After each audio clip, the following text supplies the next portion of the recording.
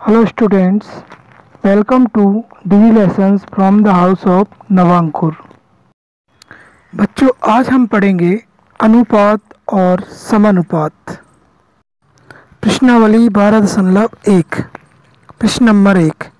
एक कक्षा में 20 लड़कियां और 15 लड़के हैं, अनुपात ज्ञात कीजिए। पहला, लड़कियों की संख्या का लड़कों की संख्या से, और दूसरा लड़कियों की संख्या का कुल विद्यार्थियों की संख्या से। तो पहला देखते हैं हम कि लड़कियों की संख्या का लड़कों की संख्या से अनुपात।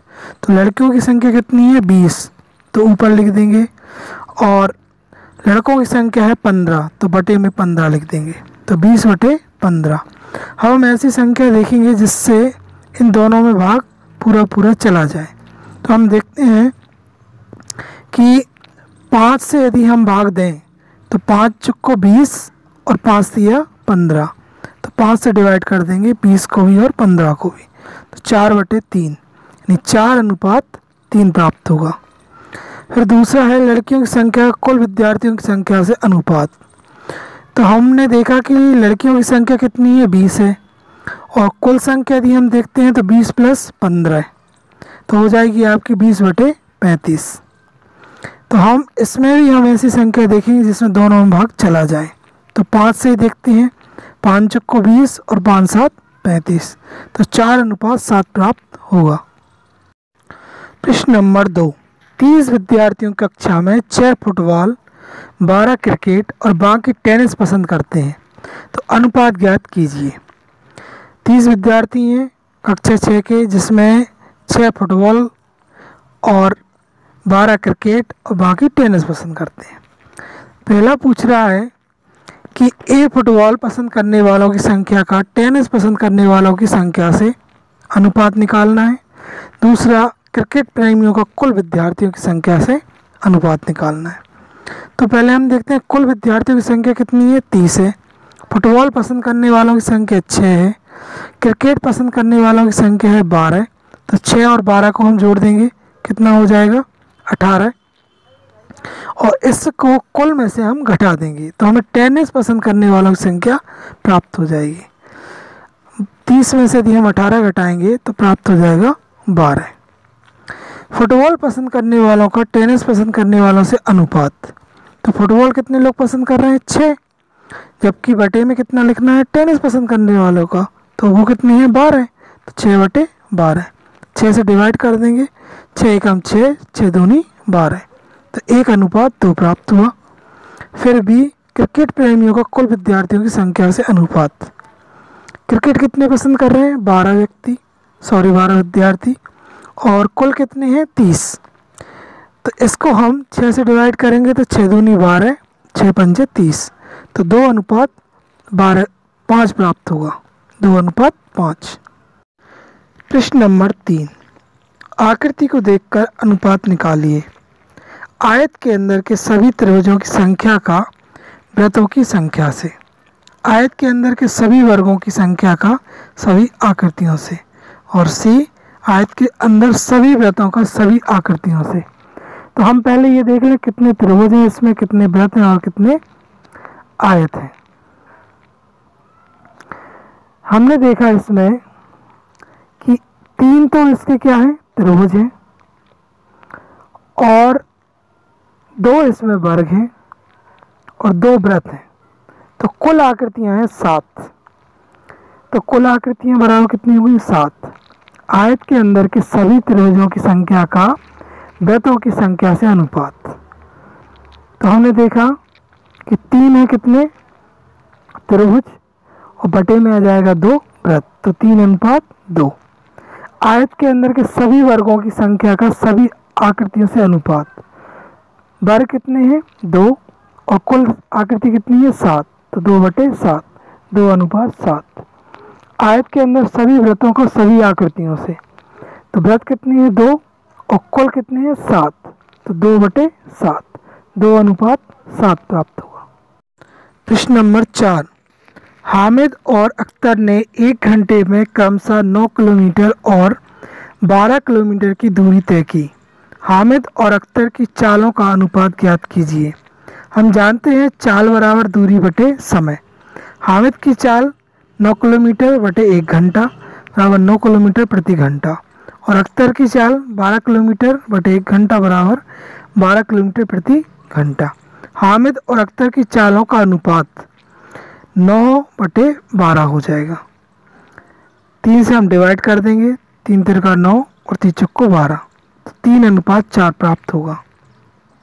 रिक्त स्थानों को भरिए। 15/18 रिक्त स्थान बटे में 6 बराबर 10 बटे में 6 बटे में रिक्त स्थान, ऊपर रिक्त स्थान बॉक्स और बटे में 30। क्या ये तुल्य अनुपात है? तो हम देखते हैं इसमें कि 6 का भाग 18 में लगाते हैं तो 3 प्राप्त होता है, यानी 3 का भाग यदि हम 15 में लगा दें तो हमें प्राप्त होगी संख्या, तो 3 5 15। पहले रिक्त स्थान में 5 प्राप्त होगा। फिर यहाँ पर 10/12 लिखा जाएगा और यहाँ पर 25/30 लिखा जाएगा।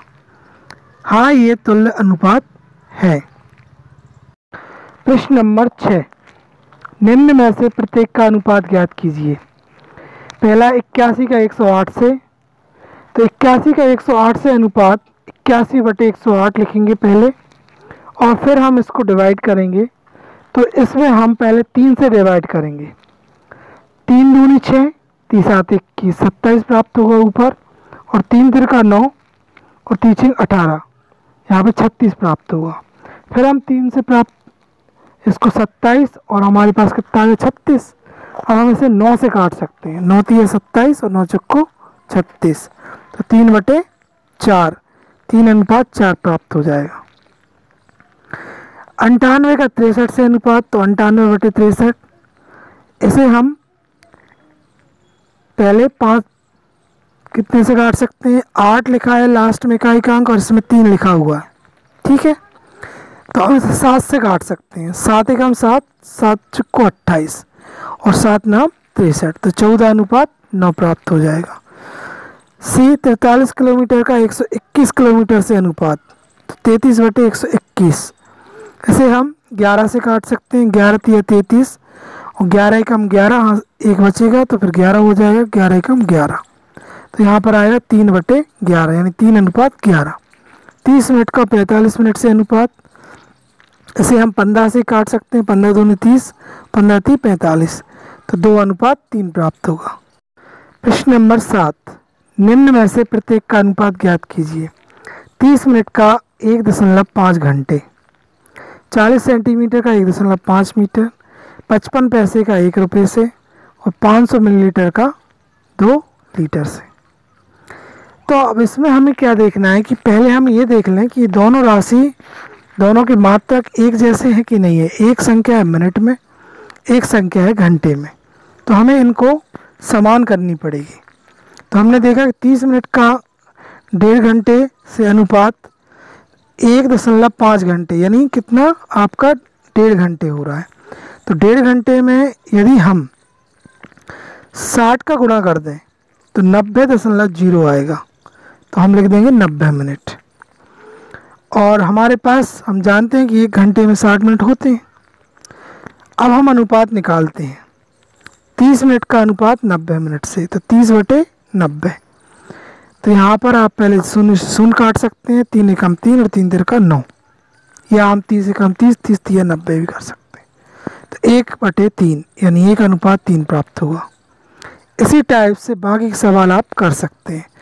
मात्रक आपको समान करना पड़ेंगे। जैसे 40 सेंटीमीटर को आप या 1.5 मीटर को मीटर सेंटीमीटर में बदल लें, यहाँ पर 1 रुपये को पैसे में बदल लें, और यहाँ पर 2 लीटर को मिलीलीटर में बदल लें, फिर अनुपात ज्ञात करें।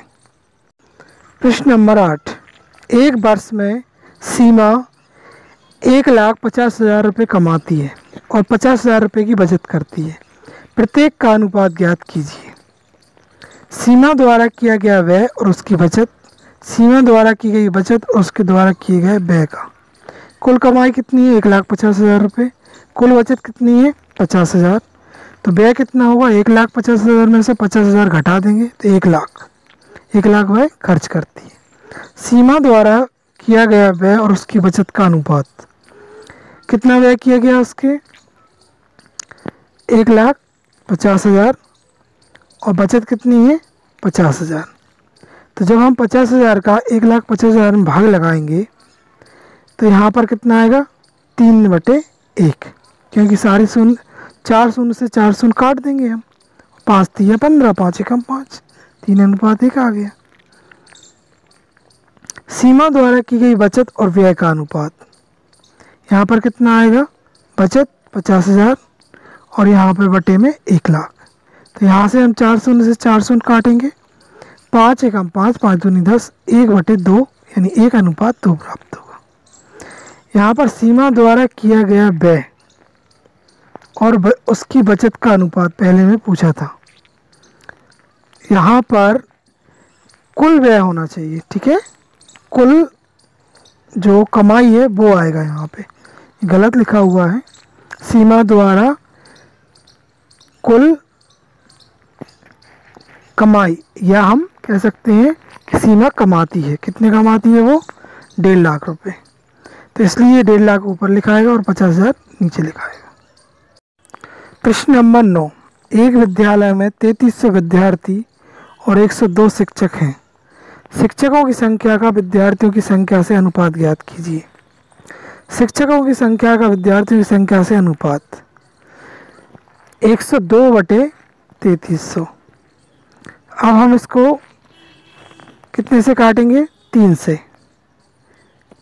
3 तिरका 9 और 3 एकम 3 चौको 12। तो यहाँ कितना आ जाएगा आपका?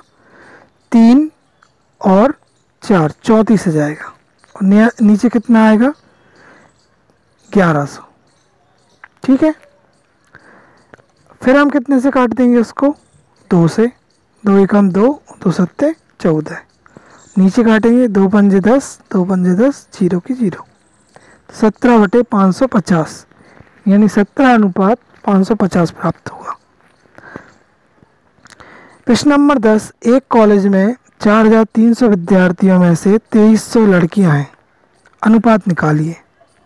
लड़कों की संख्या और कुल विद्यार्थियों की संख्या का, लड़कों की संख्या और लड़कियों की संख्या का, लड़कों की संख्या और कुल विद्यार्थियों की संख्या का। नंबर 10 का हल। कॉलेज में कुल विद्यार्थियों की संख्या 4,320, लड़कियों की संख्या 2,300, लड़कों की संख्या हो जाएगी 4,320 में से हम 2,300 घटा देंगे तो 2,020 प्राप्त होगा। तो ये हो गई आपकी लड़कों की संख्या। अब लड़कियों की संख्या का कुल विद्यार्थियों की संख्या से अनुपात। लड़कियों की संख्या कितनी है? 2,300 बटे में आएगा कितना? 4,320। ऐसे हम डिवाइड करेंगे। यदि हम इसको सबसे पहले 1 शून्य से 1 शून्य डिवाइड कर दें तो कितना आ जाएगा? 230/432। फिर हम 2 से इसे डिवाइड करेंगे। 2 एकम 2, 2 एकम 2, 2 पंजे 10, 115 आएगा। 2 से हम नीचे डिवाइड करेंगे। 2 दूनी 4, 2 एकम 2, 2 छिंग 12। तो 115:216 प्राप्त होगा। बी है लड़कों की संख्या और लड़कियों की संख्या का अनुपात। 2,020/2300। 1 शून्य से 1 शून्य डिवाइड करेंगे। फिर 2 से भाग लगाएंगे। 2 एकम 2, 0 का 0, 2 एकम 2, 101 प्राप्त होगा। और 230 में हम जब 2 से डिवाइड करेंगे तो 2 एकम 2 और 2 एकम 2, 2 पंजे 10, 115 प्राप्त होगा।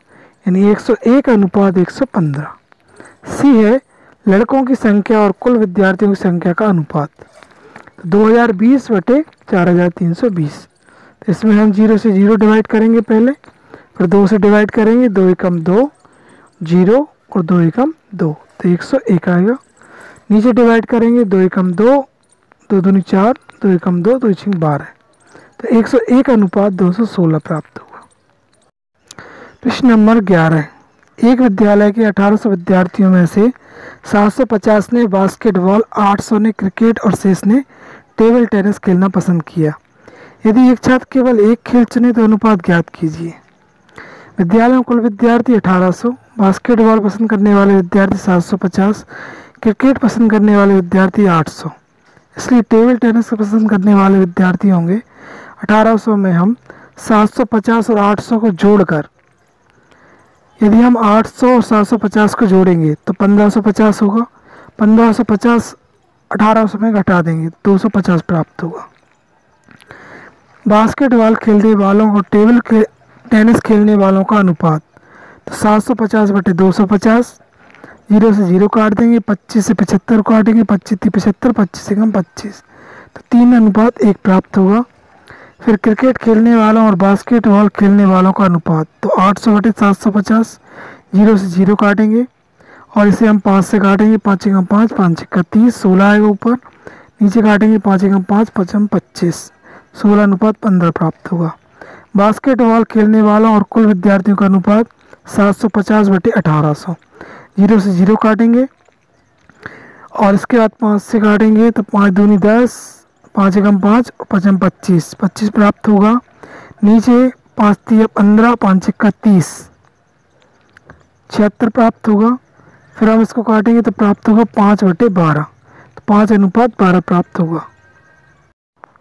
प्रश्न नंबर 12, एक दर्जन पेन का मूल्य 180 रुपये है और 8 वॉल पेन का मूल्य 56 रुपये है।